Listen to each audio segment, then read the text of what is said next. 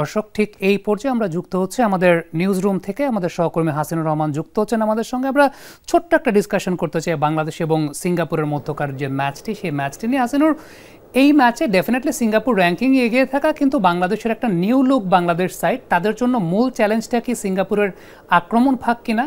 আর সমিত সোম কোন পজিশনে খেলবেন সেটা নিয়ে সোশ্যাল মিডিয়াতে অনেক কথা হচ্ছে, গণমাধ্যমে অনেক কথা হচ্ছে। এটাই তো আসলে বদলে যাওয়া বাংলাদেশের প্রতিচ্ছবি, যে রিজার্ভ বেঞ্চটা যখন স্ট্রং আছে তার মানে দলটাও স্ট্রং। অবশ্যই সামি, আমার মতে বাংলাদেশ দলের মূল চ্যালেঞ্জ গোল করা। বাংলাদেশ দল আমরা যদি সবশেষ দুইটা ম্যাচ দেখি, ইনক্লুডিং ইন্ডিয়া এবং ভুটান, আমরা কিন্তু স্ট্রাইকার সংকটে ভুগেছি। আমাদের ফিনিশিংয়ের সমস্যাটা কিন্তু রয়ে গেছে। আমাদের দলের শক্তি বেড়েছে কিন্তু মিডফিল্ডে, হামজা, সমিত সোম সবাই কিন্তু মিডফিল্ডে খেলছেন, ফাহমিদুল। সো স্ট্রাইকার পজিশনটাতে আমাদের প্রবলেম রয়ে গেছে। তবে আমি অবাক হচ্ছি যে হেভিয়ার ক্যাবরেরা তিনি কেন একজন প্রপার নাম্বার 9 বা একজন স্ট্রাইকার খেলাচ্ছেন না। লাস্ট ম্যাচে রাকিবকে খেলানো হয়েছে, তিনি কিন্তু আসলে স্ট্রাইকার নন, তিনি একজন রাইট উইঙ্গার। তো ফলস 9 দিয়ে খেলাচ্ছেন। তো আমার মনে হয় যে একজন প্রপার স্ট্রাইকার, আমাদের আলামিনের মতো স্ট্রাইকার আছে, যদিও তিনি ইন্টারন্যাশনালি ততটা পরীক্ষিত নয়, কিন্তু ডোমেস্টিকে তিনি ভালো করেছেন। তাকে একটা সুযোগ দেওয়ার বিকল্প নেই, আমার কাছে সেটা মনে হয়। সমিত সোম আসলে বাংলাদেশ কোন ফরমেশন, কোন ট্যাকটিক্সে খেলবেন সেটা ইম্পর্টেন্ট।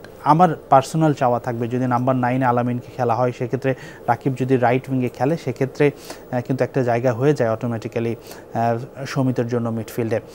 তো তিনি মিডফিল্ডেই খেলবেন। এখন দেখা যাক জামাল এবং সমিত দুজনেই থাকেন, সোহেল রানা তো থাকছেন আমার মনে হয় মোটামুটি, সেটা একটা কনফার্ম।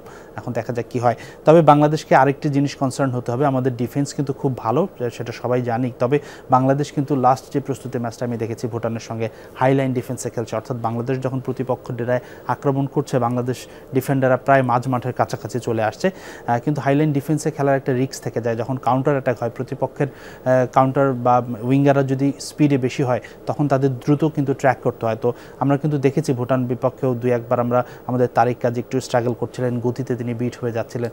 তো আমার মনে হয় টিম ম্যানেজমেন্ট অবশ্যই সেটাও মাথায় রাখবে। হাইলাইন ডিফেন্স করলে কিন্তু সেই ধরনের স্ট্যামিনা এবং গতি থাকতে হবে। তো সিঙ্গাপুর খুবই অ্যাটাকিং নির্ভর একটা দল, তারা দ্রুতই গোল করতে চাইবেন, এবং একটা দুটো গোল যদি দ্রুত হয়ে যায় তখন কিন্তু বাংলাদেশের জন্য মেন্টালি ম্যাচটা অনেক ডিফিকাল্ট হয়ে যাবে। আমার মনে হয় একজন প্রপার নাম্বার 9 এবং ডিফেন্সটা সলিড রেখে খেলা দরকার। মিডফিল্ডটা আমাদের এমনি ভালো করবে আমার মনে হয়, আমার এটাই বিশ্বাস। হাসানুর, আপনাকে অসংখ্য ধন্যবাদ আমাদের সঙ্গে নিউজ রুম থেকে যুক্ত হওয়ার জন্য।